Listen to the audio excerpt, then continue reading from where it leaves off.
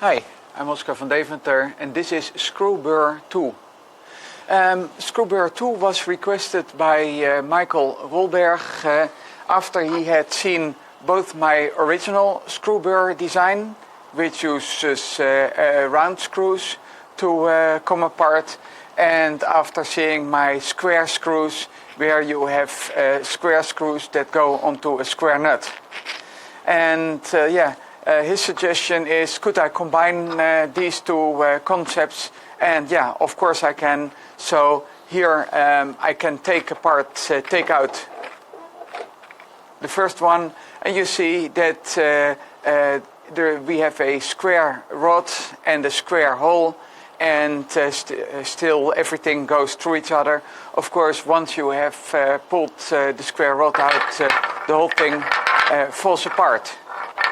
So this is a nice variation of the square nut. Actually, Ivan Danik, puzzle guy, he said, well, you can make another variation of the square screw by making it into a fidget toy. So for this fidget toy version, you cannot take the nuts off and they just go up and down as a plaything.